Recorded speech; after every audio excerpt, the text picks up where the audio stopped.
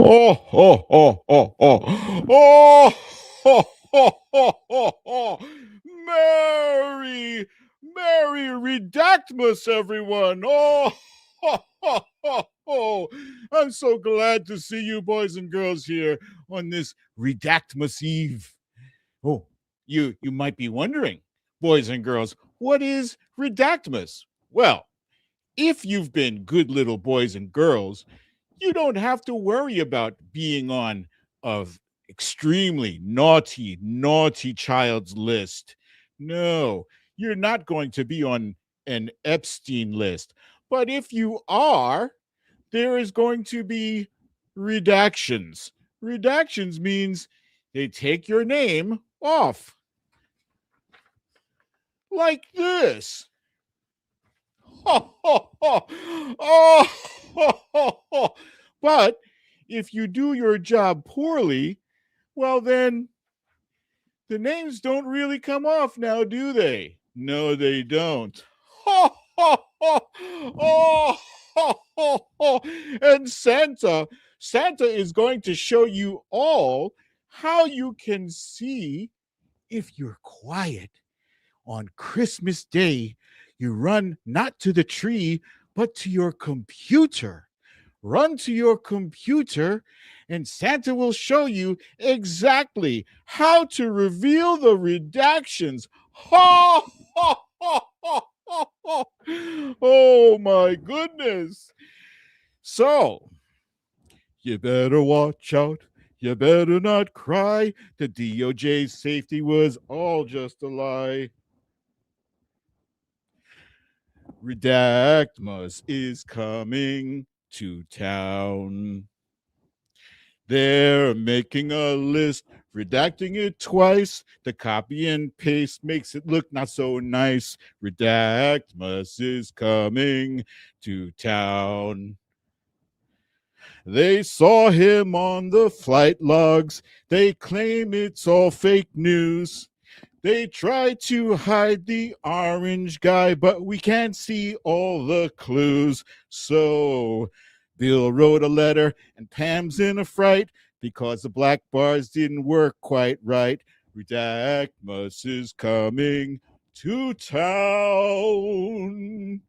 Well, boys and girls, hang tight because, like Santa said, we are going to reveal how to look at the unredacted Epstein files and more. So Santa hopes you're ready to get into it because he is. Let's go.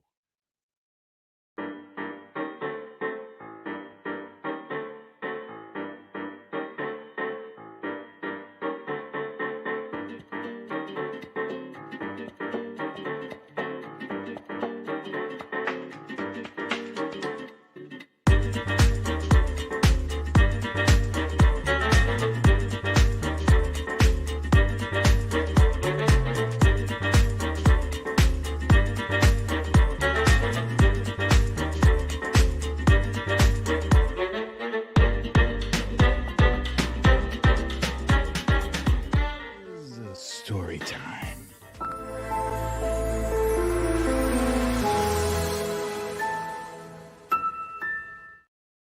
Welcome, ladies and gentlemen, to another episode of Storytime with BDD. I'm your host, BDD, aka Brooklyn Dad Santa, and this, ladies and gentlemen, is Goose.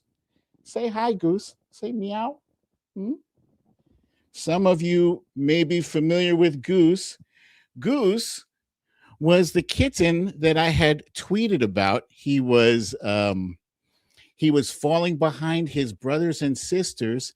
He was not putting on enough weight, but now he's nice and uh, he's growing. So yeah, he's doing very well. And thank you for asking about him, guys. And I am going to let him get back to his mama because he spends the day pretty much eating and sleeping. I don't even think he's pooped yet. I haven't seen a poop, but that's on the horizon because literally just started nibbling on dry food today. Not dry food, solid food. So say goodbye, Goose. Meow. Thanks, love. All righty. So let's see. Let me do a quick check-in with my friends here. I see the Trump Reaper is right up there at the top, followed by Lucy L. Meredith Powell is here. Claudia.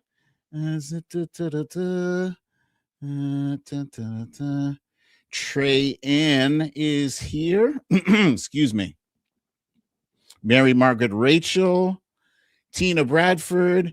Anti-MAGA fortune cookie is the first Twitter noted here. Yes, Brooklyn Santa. Brooklyn Santa defiant. I was reaching for what I should call myself there. That beard and that curly white hair, it's too much. It's way too hot. I was not going to survive wearing both of those throughout this stream. So thank you guys. Sharon Landry, I see. Scott Kennedy is here. Hello, Scott. Scott is back after a brief suspension. So welcome back, my friend. Here,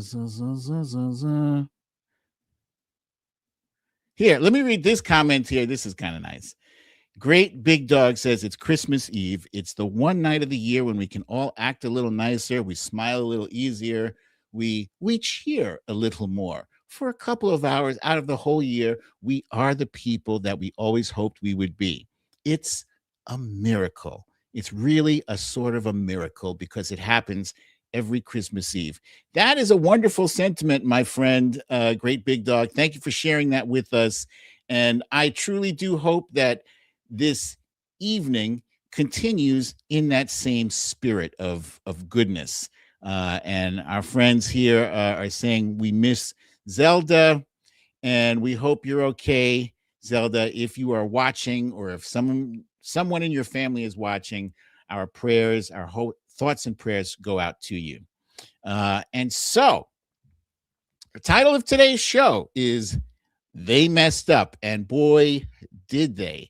This DOJ is like a complete clown show. I have literally never seen anything as disastrous as what I've seen.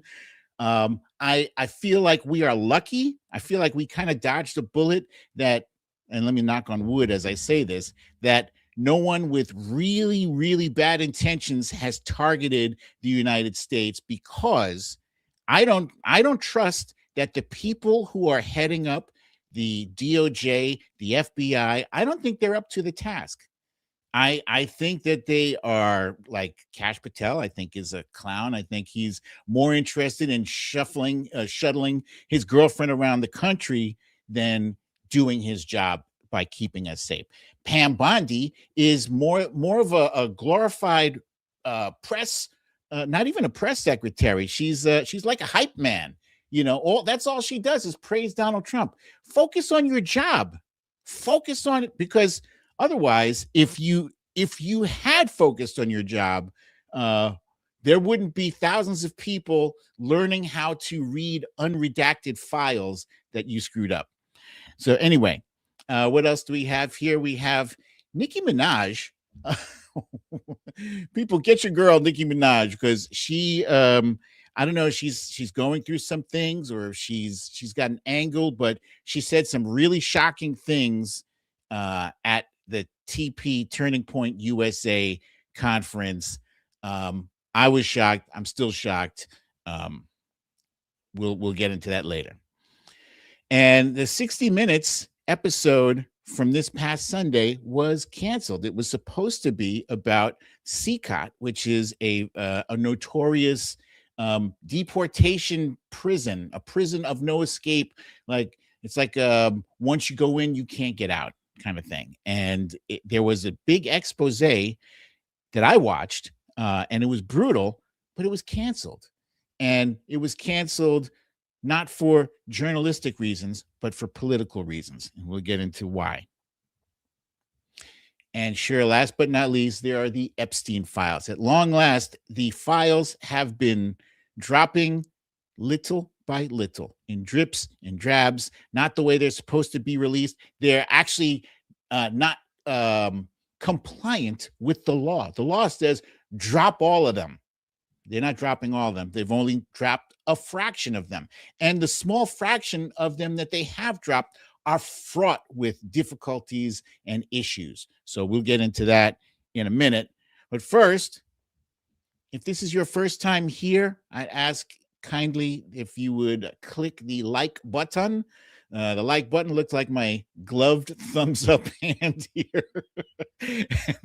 and hit the subscribe button in the lower right hand corner of your screen. Thank you for that.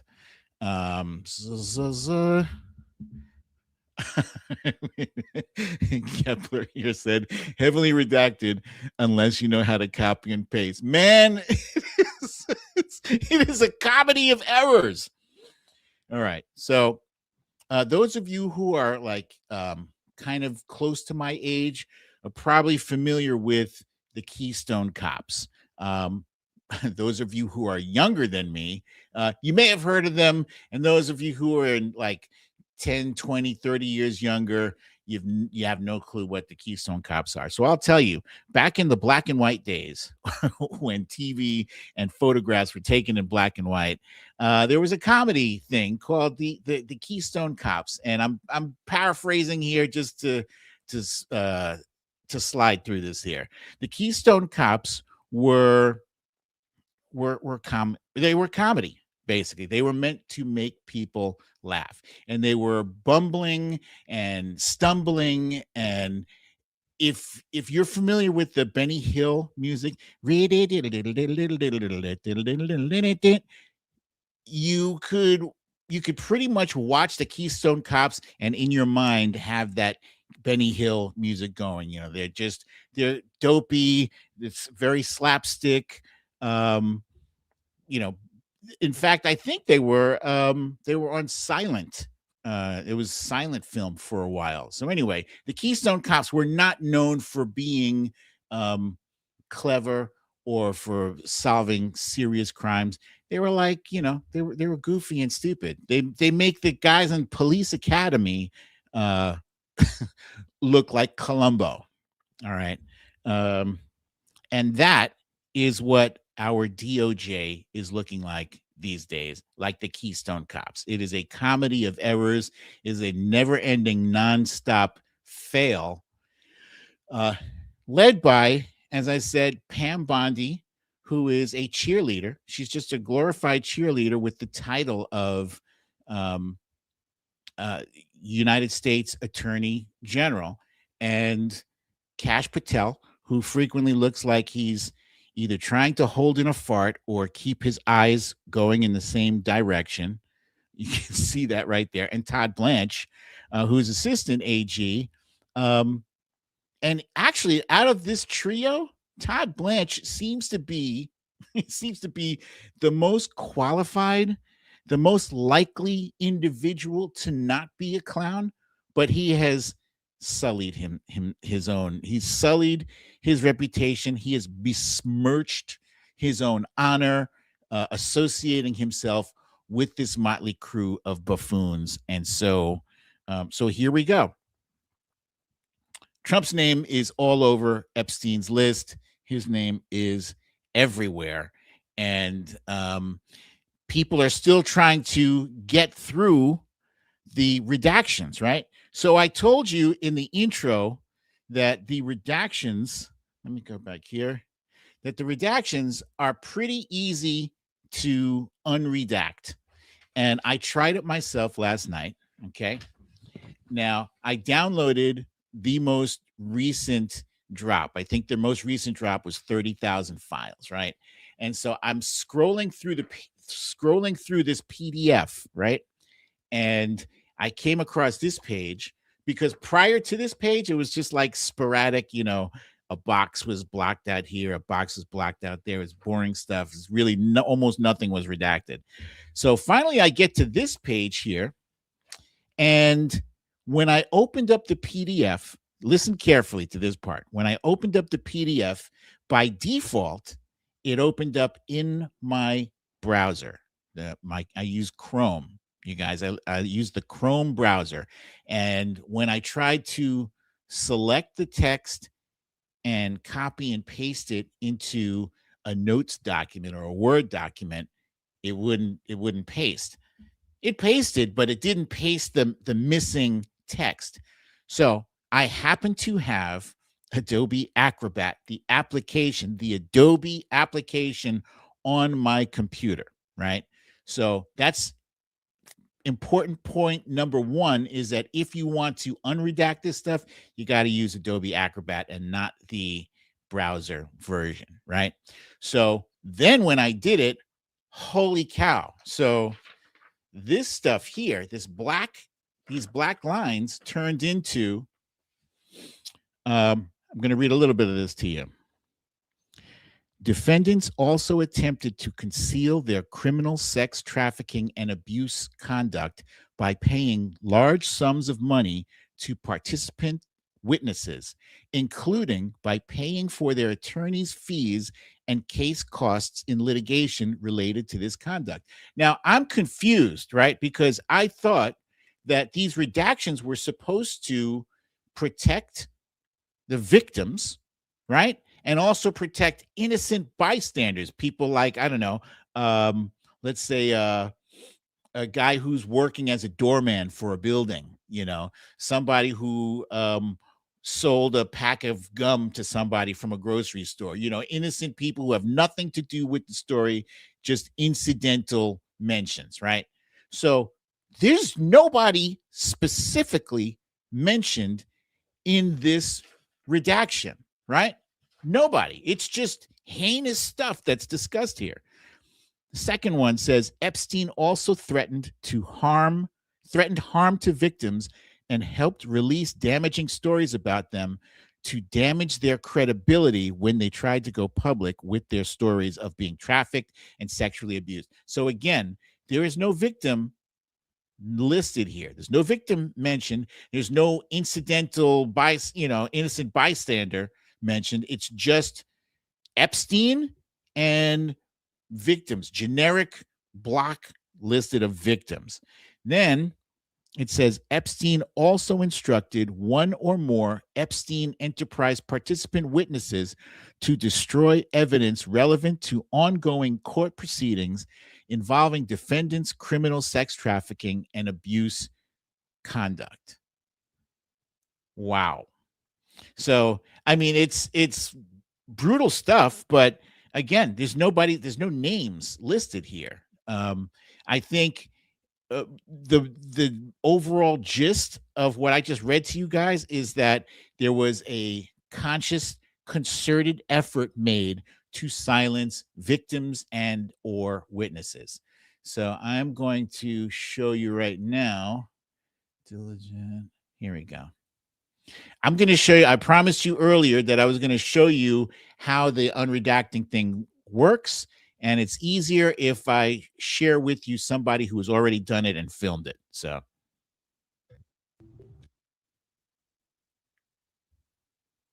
Let me just show y'all something real quick, because in this file. Oh, and by the way, this person also unredacted the exact same stuff that I just read to you, which is ironic. Okay. You can screenshot that. Pause and screenshot if you need to, so you can look it up for yourself. This entire section is redacted, right? So you just do a copy and you paste it, okay? And I pasted it here, and I'll read that in a second. Just for context, this is the government of the United States of the Virgin Islands case versus Darren Indike, who is the executor for Jeffrey's estate, Richard Kahn, who's another executive for his estate, and a bunch of different LLCs, okay? So a bunch of shell corporations and companies, a bunch of different trusts where all of his fucking money went, and these two men are in charge of it. So the defendants in this case are the entire Epstein enterprise, essentially, okay? This isn't just these two men. This includes perpetrators of SA, okay? And I'll just read the redactions that they this administration chose to keep from the public. Okay. Defendants attempted to conceal their criminal trafficking and abuse conduct by paying large sums of money to participant witnesses. Okay, so they're paying off witnesses, right? Okay, so I'm not going to bother, have her reread what I just read to you guys. So just it's that easy. It's very easy. And actually, for some reason, it looks like she had the browser version of Adobe Acrobat, so and it worked for her. So maybe I'm wrong. So in any case, that's it. It's simple as pie. Let's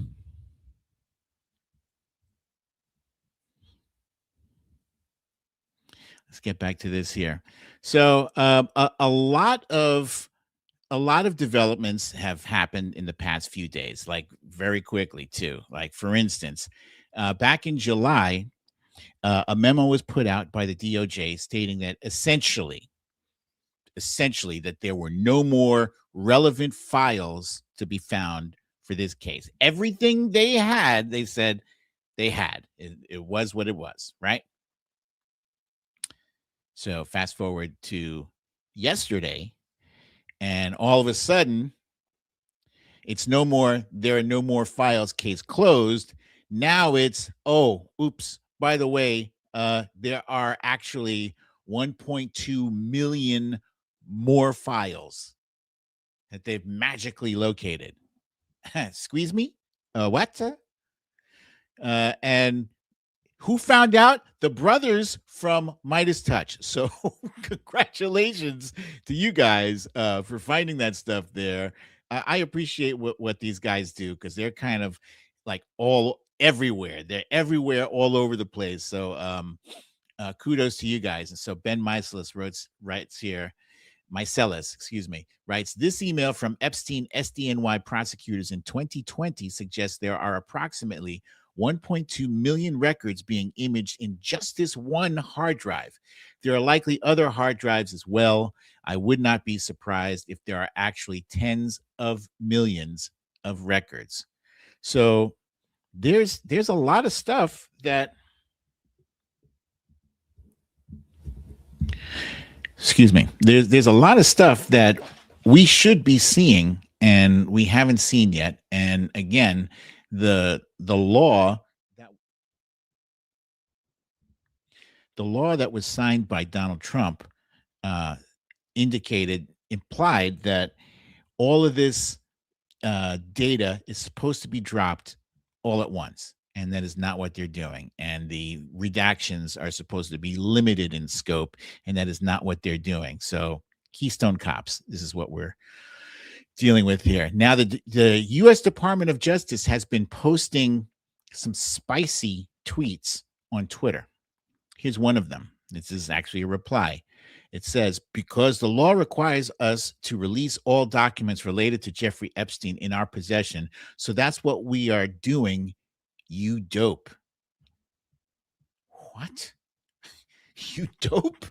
That's not, that is not decorum fitting of an institution like the Department of Justice. And so the Department of Justice was replying to Jamie Dupree, who said, okay, so then why would the DOJ publicly release something that's fake? Your answers, please.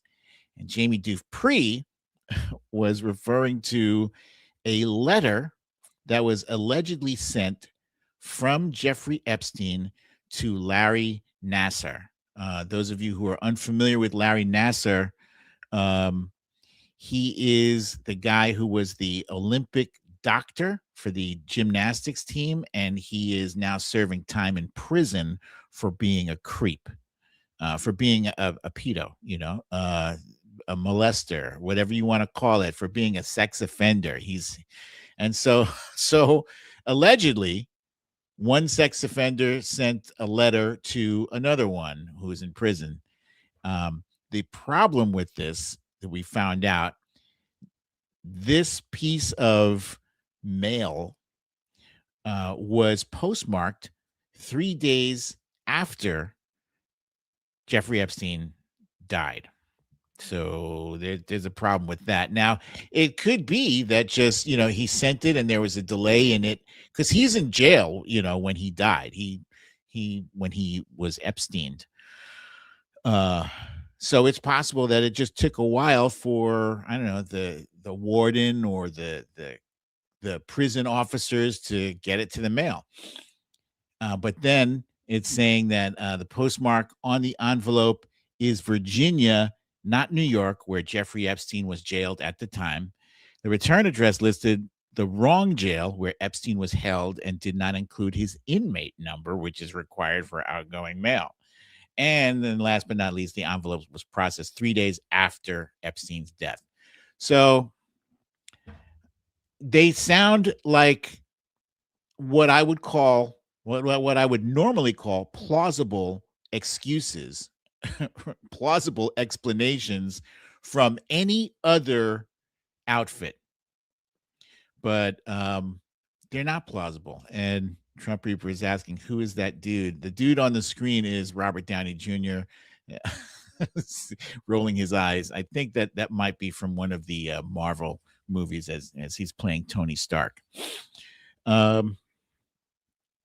But yeah, the DOJ has lost a lot of credibility because they basically lied to our faces. Pam Bondi set the tone when she told everybody in February or March that, yeah, the Epstein list is on my desk and I'm getting ready to review it now.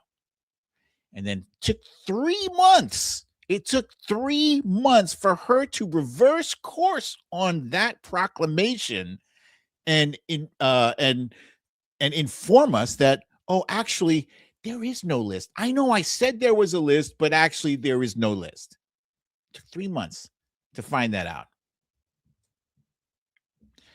Oh yeah, and there's the return address, et cetera, et cetera. Here's something else that's interesting is that Donald Trump, almost 2 years ago, January 9th, 2024. So it's almost a full 2 years ago. He wrote on Truth Social, this is what the Democrats do to their Republican opponent who is leading them by a lot in the polls. He wrote, this is AI and it is very dangerous for our country. Also,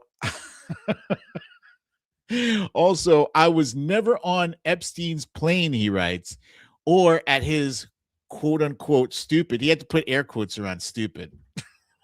Why?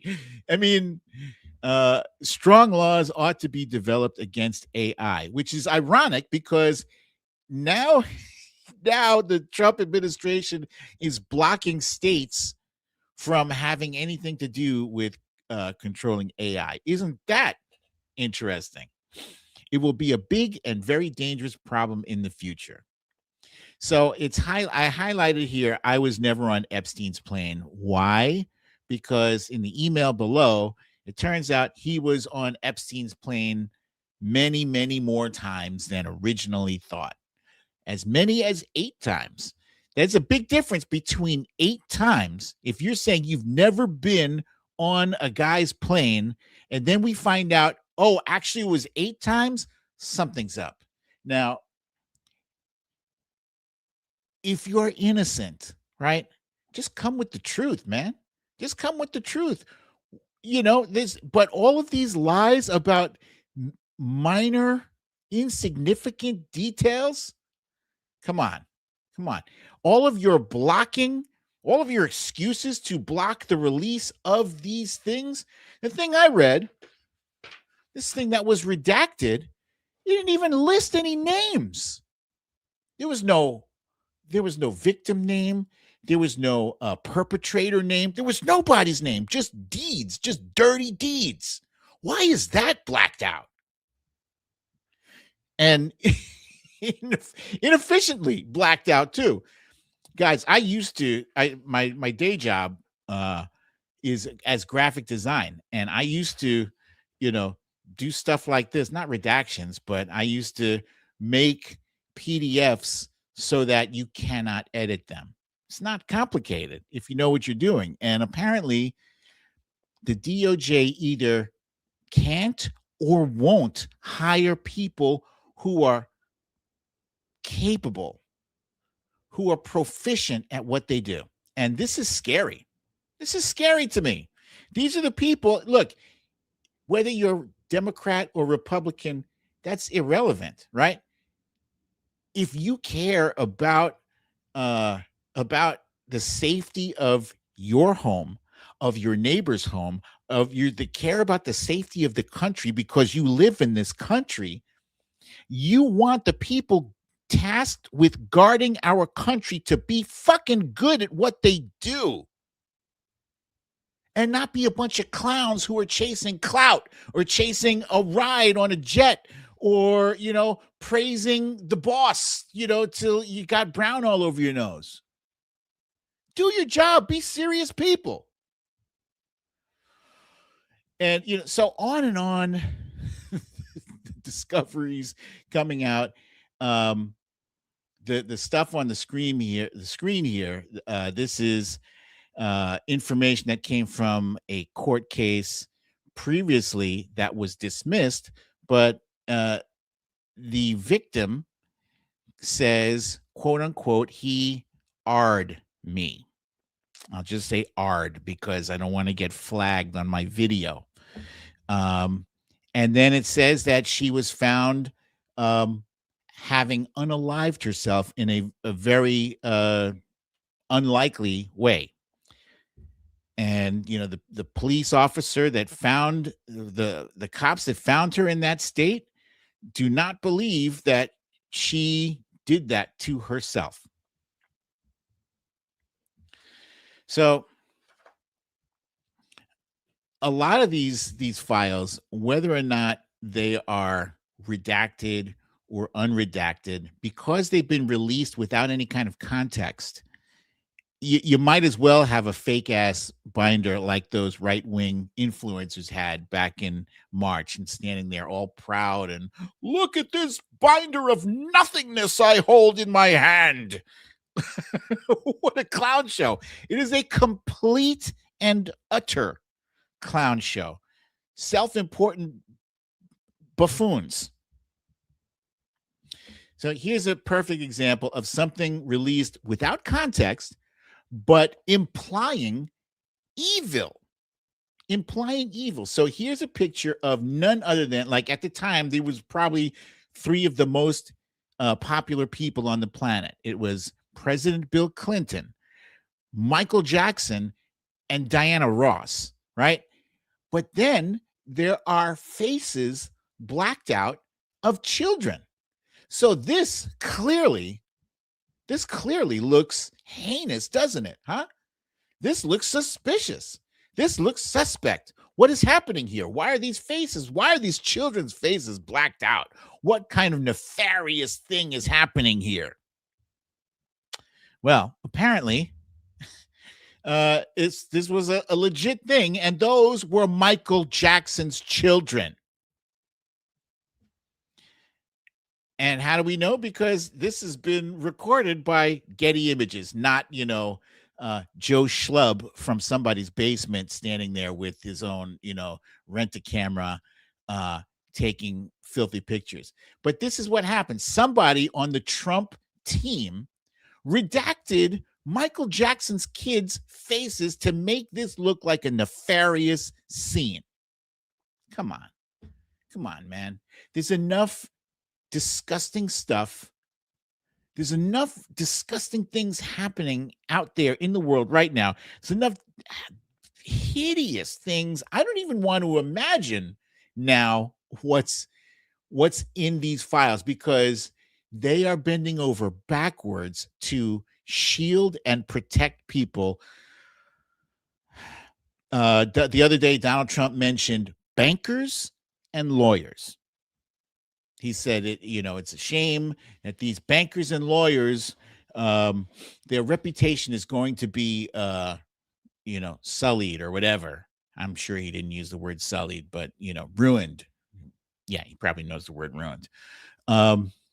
What else here? Here's another one, right? Pictures of Bill Clinton sitting back in a pool with his hands behind his head and it looks like, oh boy, it looks like he's having a good time, doesn't it? Huh? There he is, and there's another woman in the pool that looks like Ghislaine Maxwell, right? In a fancy luxury pool. Must be on Epstein Island, right? Wrong. The Clinton pool pick, as it was stated here, and several other people I confirm this, the Clinton pool pick was not at Epstein Island. It's the Empire Hotel pool in Brunei. This is a public hotel pool. So again, the things that were released, a lot of them are meant to make Bill Clinton look bad. So what did Bubba do? Old Bubba, old Slick Willie released a statement. He said what the Department of Justice has released so far and the manner in which it did so makes one thing clear. Someone or something is being protected. We do not know whom, what, or why, but we do know this. We need no such protection. And by we, he means himself. And presumably Trump, maybe. But Bill stepped up and said, okay, if this is what you want to do, bring it. Bring what you have. Stop bullshitting and share with us what you have. So there's a very big difference between his energy and Donald Trump pointing the finger of blame everywhere, making excuses, talking about protecting this and protecting that. Ghislaine Maxwell, I wish her well. Never said one coarse word about her or Jeffrey Epstein. The closest he came to saying a bad thing about Jeffrey Epstein, he said he was a creep. That's it. And I think, you know how he repeats these things, Sleepy Joe, Crooked Hillary, Gavin Newsom, right? He stayed away from dissing Jeffrey Epstein and has not said one negative thing about convicted child sex trafficker Ghislaine Maxwell, not one thing.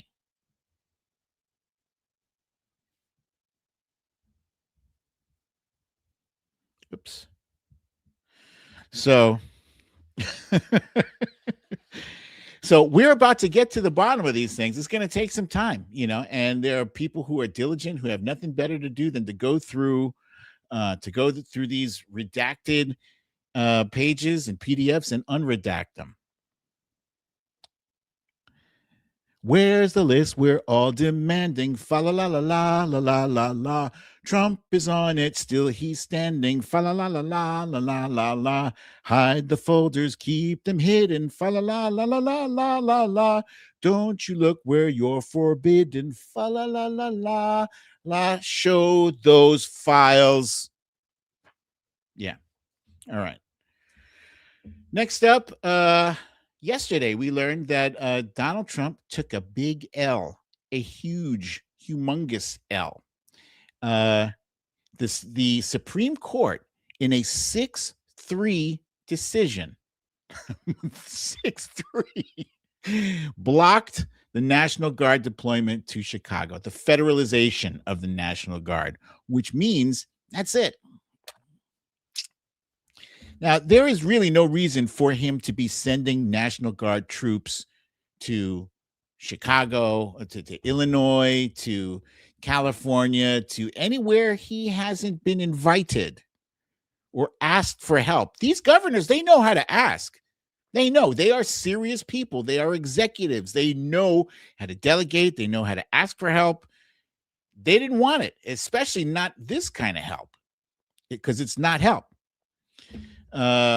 So yeah, it's a humongous L. The only people who were not down with the decision, of course, were Neil Gorsuch, Justice Alito, and of course, Clarence Thomas.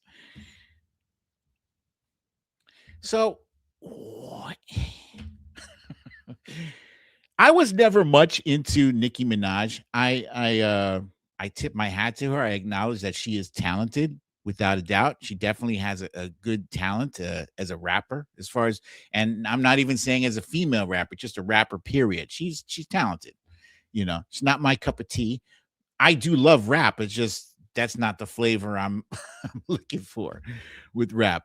Um, but it was interesting that she had a little summit with Erica Kirk. Erica Kirk, who is supposedly mourning but cannot mourn unless she has a bunch of fireworks and pyrotechnics and unless she's laughing and giggling. You know, I'm sorry. You know, your statute of limitations on how long we give you grace to grieve in your own way, that shit is past. Okay. That shit is over. She's on a book tour right now, presumably she's selling a book that she says that Charlie just finished writing. Just finished just before he passed. Isn't that interesting? So now she's on a book tour. She's in charge of this Turning Point USA thing, bringing in millions and millions of dollars. They are using her husband's death to grift millions and millions of dollars from people. And it's sickening. It's sick.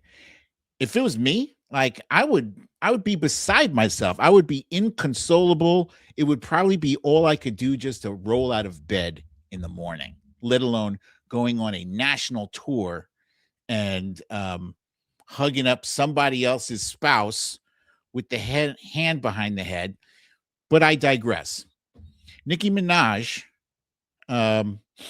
said some very surprising and I should say disappointing things until you figure out what her angle is. So I'm going to share with you what she said. It is shocking as hell.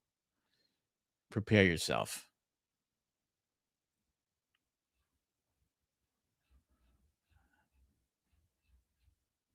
All right.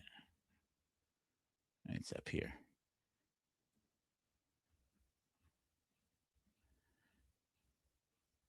There we go. If you think about for young men, And for young men, don't be new scum. Yes, see, dear young men, you have amazing role models like our handsome, dashing president. And you have amazing role models like the assassin J.D. Vance, our vice president. And when I say that,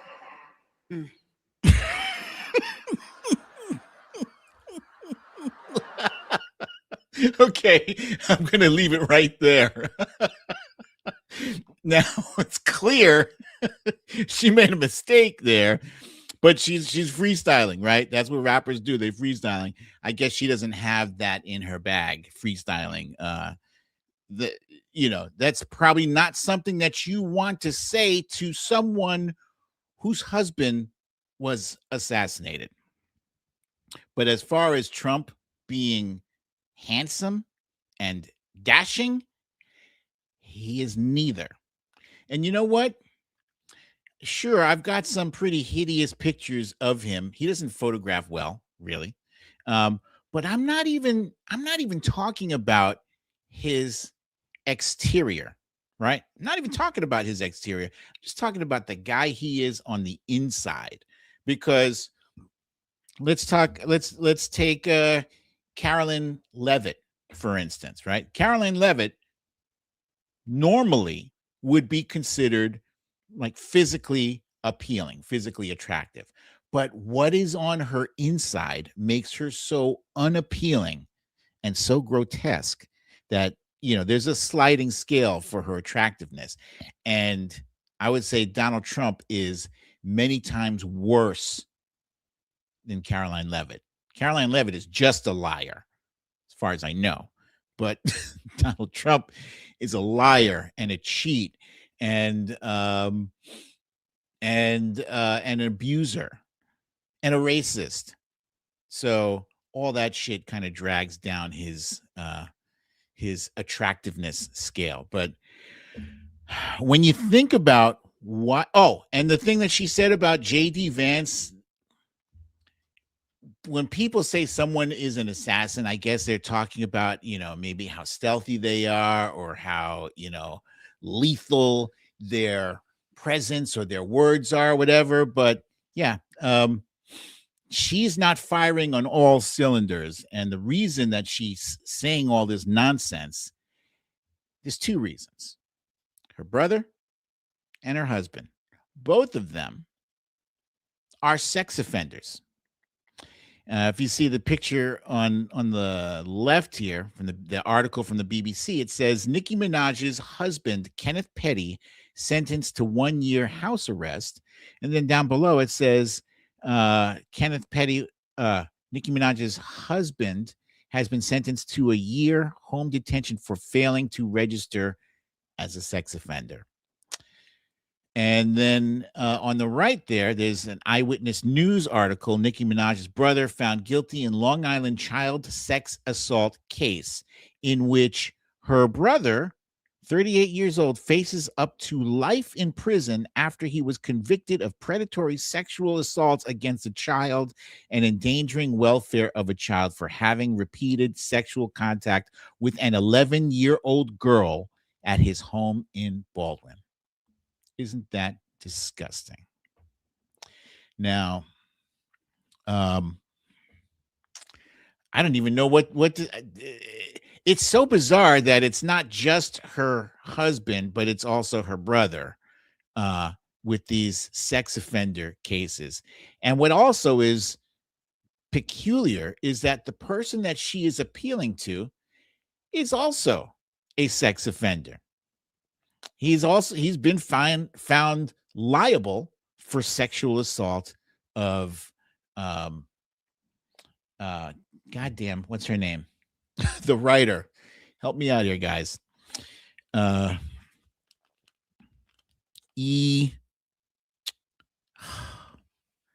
was writing her name all the time. It's not EJ, right? Somebody help me. Anyway, yeah, so this is a guy who will not say definitively whether or not he will grant Ghislaine Maxwell a pardon. E. Jean Carroll, thank you. I knew it was an EJ. E. Jean Carroll, thank you, guys. And now moving on to J.D. Vance. J.D. Vance had some things to say too. It had nothing to do with assassinating anybody, but he said that it is okay for white people to not apologize for being white. What? I don't understand. I've talked to you guys about this before. There is a thing that is happening online and I guess offline as well, right? Online, Elon Musk is constantly trying to gin up this resentment, this narrative of victimhood, right? And one of them is, you might have heard this a few years ago when people were talking about we're shooting down CRT and DEI, and they were saying our children are being taught that they should be ashamed of being white. What? No, that is not what's happening. And if that is what is happening, I would really ask teachers and school administrators to please, if you think that's being helpful, it's not. The message should be that the education you should be giving them is, look, our ancestors, the people who settled this country, have done some messed up things before you were born. You were not responsible for it. You did not do it yourself. But as our country was in its infancy, a lot of horrendous things happened, right? It took me until I was an adult to find out about what Columbus did to the Native Americans, right? With how he made them sick with the blankets and whatnot. It took me a long time to find out about how the Pilgrims massacred the Native Americans who broke bread with them, and so forth and so on. There's so many things that kids should know, right? If you're going to love this country, love it warts and all, right? Don't just look at the good stuff, right? You can't gloss over slavery because that was a major thing. Slavery has had a major impact on the psyche of Black Americans. It's not just oh well, we ended it in 1865 and now everything's hunky dory. No, because there was already systems in place that were holding Black people down. So if this was a race, right, and it was supposed to be fair, a fair race, it's not. It's like when the person says go and they pull the trigger, you guys took off and we had shackles on our legs with 50-pound weights on each foot, and we were somehow supposed to be able to overcome those 50-pound weights. And we did, but it put us behind, right? And so therefore, there were initiatives like affirmative action and the civil rights law and the Voting Rights Act that helped to level the playing field. It's not to give us an advantage over you guys, right? It's not to give anybody something that they haven't earned, right? DEI. I can't tell you how many times I've had to explain what DEI means. A DEI doesn't mean that, someone gets a job just because they're Black, regardless of their whether or not they're qualified for their job. No, they have to be qualified, but at least now they are told that there's a job opening there where previously they wouldn't have access to that information. And the job would just quietly be, given to the next white guy in line, white guy or white woman in line. Anyway, boy, did I digress. So he's at this Turning Point USA saying you don't have to apologize for being white. Salvation Army apparently demanded that white people apologize for being white. That's so dumb. That's so dumb. Please stop doing that. Whoever it is that is doing that, you are not helping our cause. You're making it worse, because these guys, they're just making shit up. JD Vance will gladly make up a story about Haitians eating cats and dogs just to further his narrative. So he doesn't need any help with that, but you guys are helping. Stop it. Stop. I wrote a Substack this week, which I was very proud of. I'm sure those of you who are watching, if you are not a Trump supporter, if you are a Democrat or a liberal or progressive, you have been accused at least once and possibly dozens of times of having TDS, that is Trump derangement syndrome. It is probably the most annoying term next to fake news, right? Because it is a deflection which does not allow the person who is being critical, who's being criticized, to grow from their criticism, right?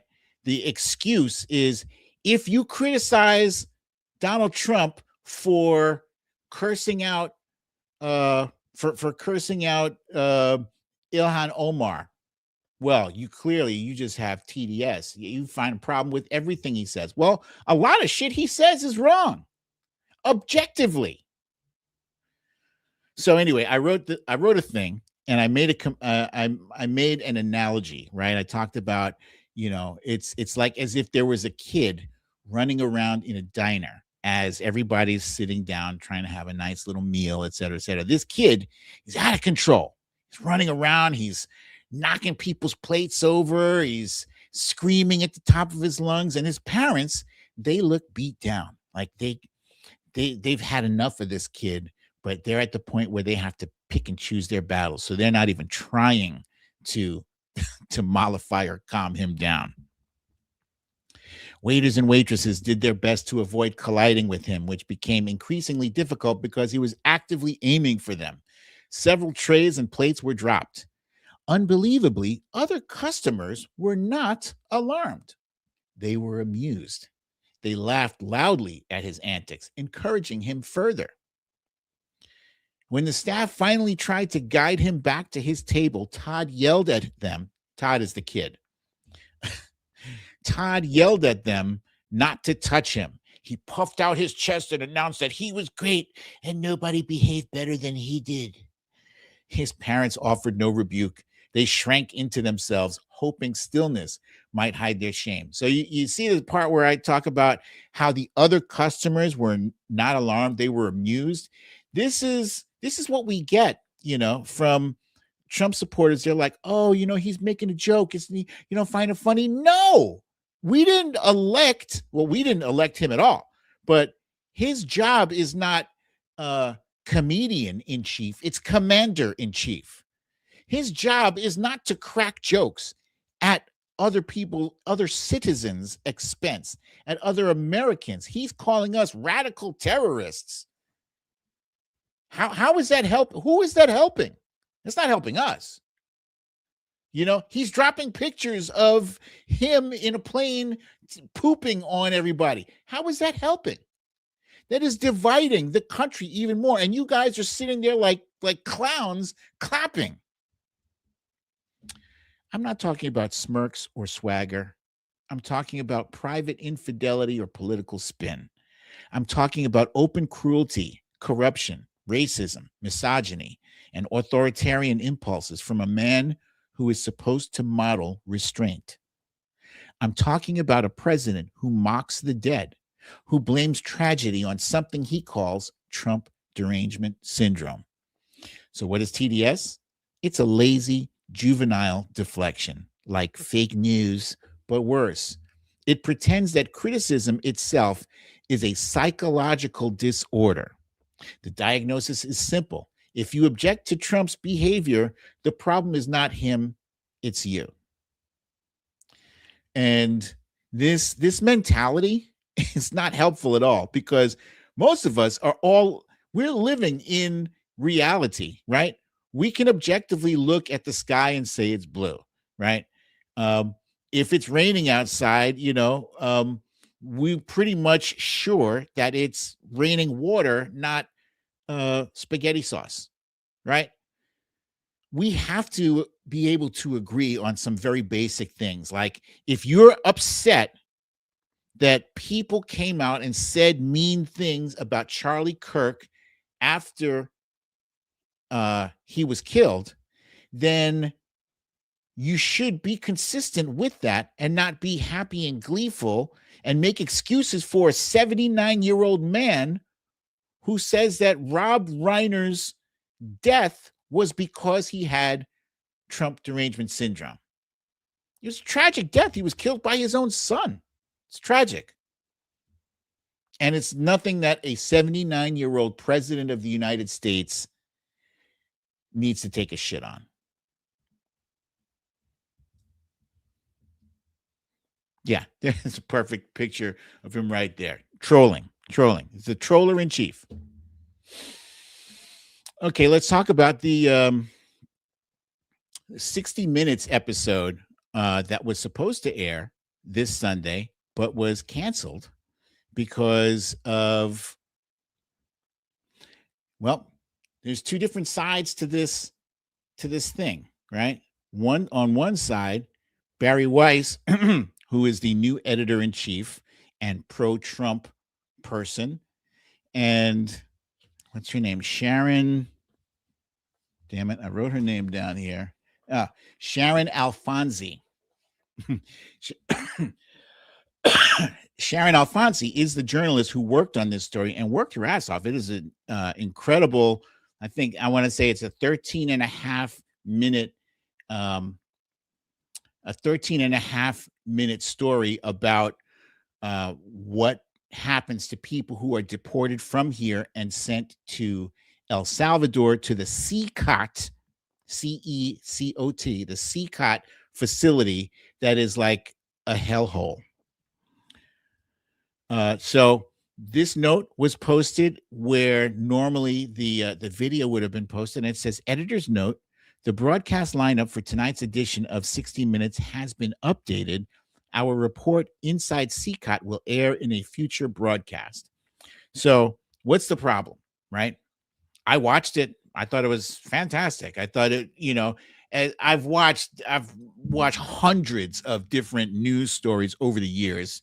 This matched any other news story. It seemed to have very in-depth research.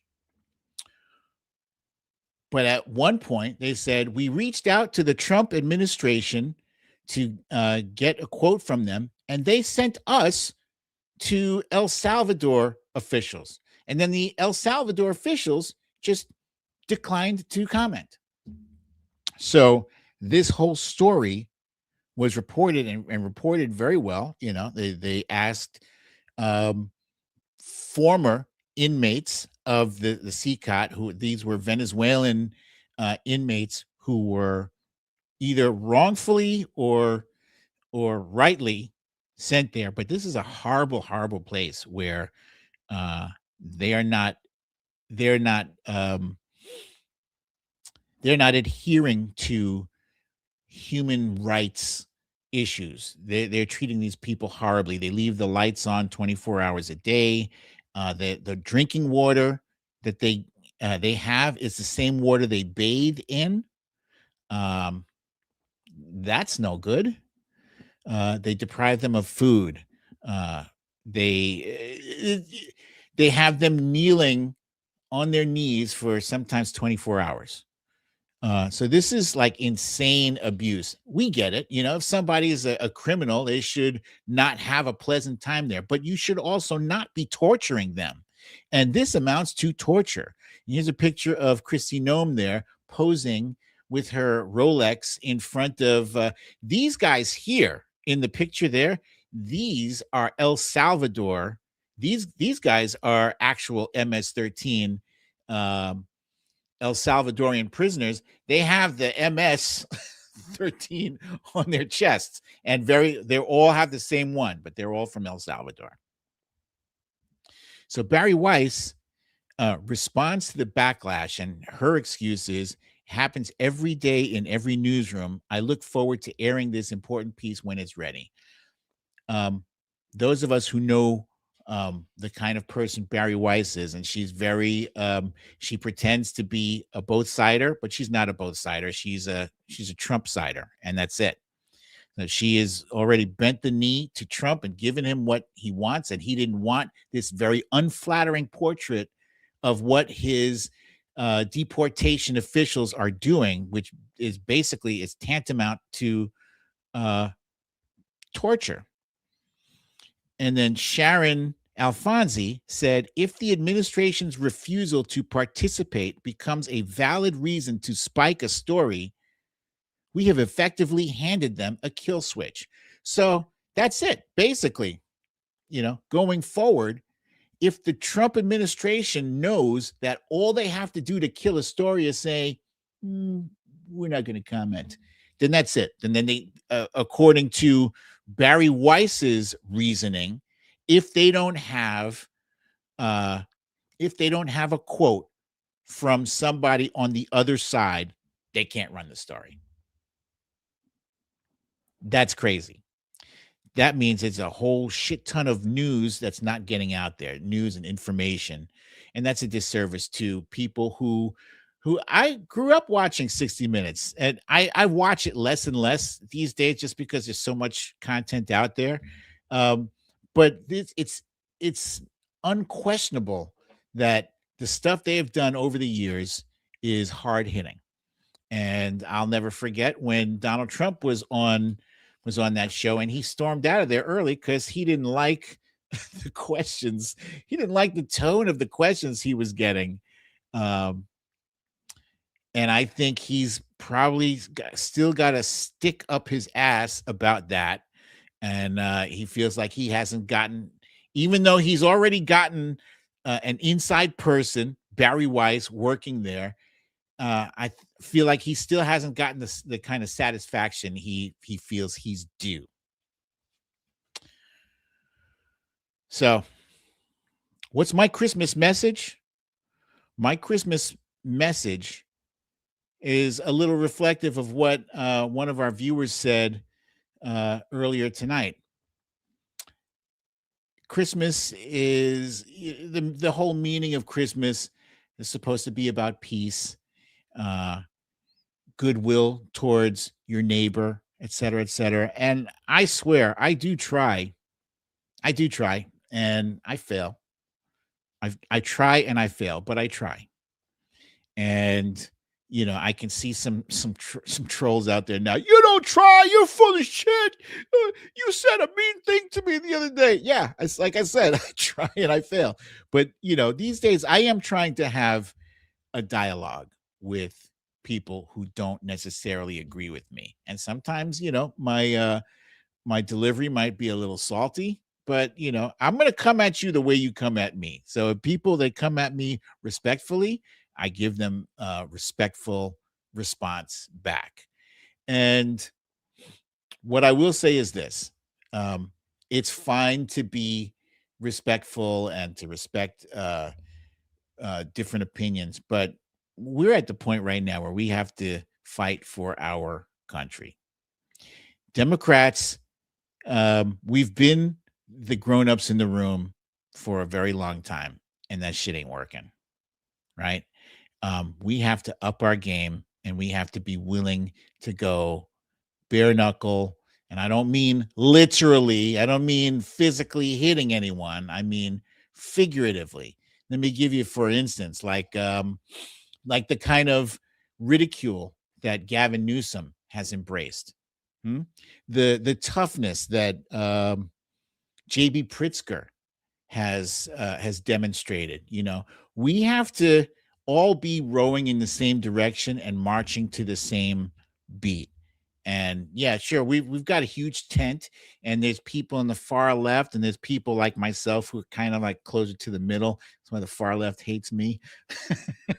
But 2026 is going to be a big year. We have the potential of getting the House back and impeaching Donald Trump. And it needs to happen. He has to be impeached because he is wrong for this country. I know that means that we get JD Vance, but that guy is unhinged. JD Vance is duplicitous and phony, but I don't think he's insane. I don't. I'm sure of it. I think he's a sociopath. I don't know if that's worse, but Donald Trump is insane, and he will do anything to save his own ass. So yeah, and this Trumpism has to be repudiated by the entire country. This cannot be. Trumpism is rending us asunder. It is preventing real conversations from having. Oh, you've got TDS. Oh, that's fake news. How are we going to get through to you if everything is TDS or fake news? If you won't even accept a basic premise of, living in the same reality, right? This Trumpism is bullshit, and I'm sick and tired of it. But yeah, we have to stay focused. And what do we want to focus on? Healthcare and affordability, probably in that order, because I'm probably going to I don't know what we're doing about healthcare. It's supposed to increase for us, my family, to $3,000 a month, and that's just not affordable. So we have to figure something else out. If the government cannot on January 6th, vote to extend those subsidies, then we're screwed. So that and affordability, and we bang that drum until November 2026, and we make sure everybody knows that these tariffs are not helping us, and these healthcare head fakes are not helping us, and these grocery prices are not helping us, while he's building monuments to himself in the form of a $400 million ballroom and putting his name on the Kennedy Center. That's what he cares about. Does he care about you and your grandma with cancer? No, he doesn't care about you and your grandma with cancer, or your kid with asthma, or your neighbors who get SNAP benefits and those benefits got cut. He doesn't care about any of them. So let's see. Do you guys have any questions for me?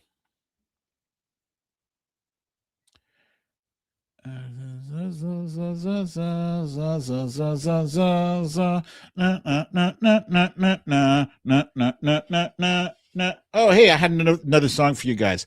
Feliz Navidad. Feliz Navidad. Feliz Navidad, unless you don't have your papers on hand. Feliz Navidad. Feliz Navidad. Feliz Navidad. ISIS patrolling the land. I want to wish you a get out of here. I can't sing that. It's terrible. Let's see. What do we have here? How do we flip the Senate? The exact same way, Trump Reaper. The people in the Senate are not as safe as originally presumed. And we saw that in that election. Afton Bain. I cannot remember where she was from. Is she Tennessee or Charlotte, North Carolina? I forget. She lost by 10 points. She should have lost by 22 points. And so that sends a message to the rest of the Democratic Party that that a 10-point margin is no longer out of reach. It's no longer unreasonable to think that that race can be won, because Donald Trump is in the double-digit negatives in every poll and every approval rating that's out there. He's doing very poorly. So how we flip the Senate is by being disciplined as Zoran Mamdani is, etc. That guy, they try to get him to go off script. It's impossible. He won't go off script at all. The kitties are delightful, and we're not going to have them for much longer. I think total 8 weeks, and I think 3 of these kittens are spoken for. So we just have 2 more that we have to figure out what we're going to do, but we are going to get them fixed. We're going to bring them to the vet and make sure that they've got their shots or whatever. And yeah, and that's that. But they are adorable. They definitely are adorable.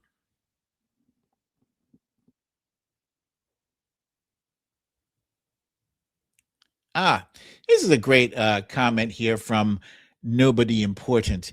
You are important. And I'm guessing you are having a debate with somebody on Twitter, and he or she is saying, bad lie, inflation fell from 8% to 2.4 under Biden. Dump has it at about 3% and climbing. Corporate greed and dump providing breaks for corporations are why prices are high. Thank you for that. Thank you. It drives me crazy that nobody pushes back when this guy says, Biden had inflation at 9%. Yeah, 2022. You act like when he left office, it was at 9%, and you miraculously brought it down to 3%. Nah, when Biden left office, it was 2.9%, and now it's at 3%. So you've done absolutely nothing with it.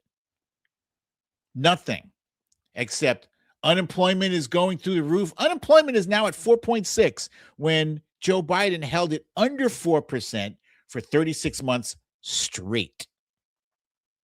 Joe Biden was averaging like 330 something thousand jobs per month. 330,000 jobs per month. Donald Trump notched a whopping 64,000 jobs created in November. And I love how the White House posted a graphic with 64,000 bold font. Like that was a huge accomplishment. Look at us. Look how great we are with our 1-inch penis. So yeah, excellent point. Push back on that when they come at you with 8 or 9% inflation. Remind them that shit was in 2022. I want to wish you a Merry Christmas.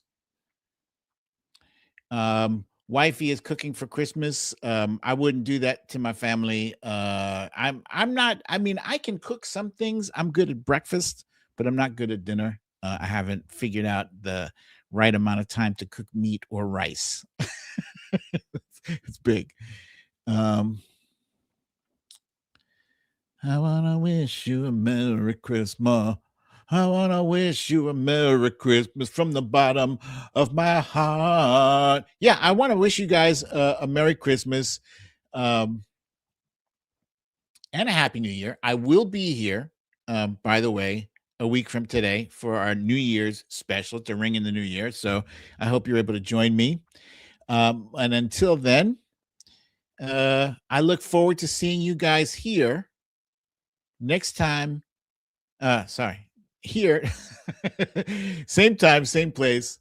I love you all. Peace.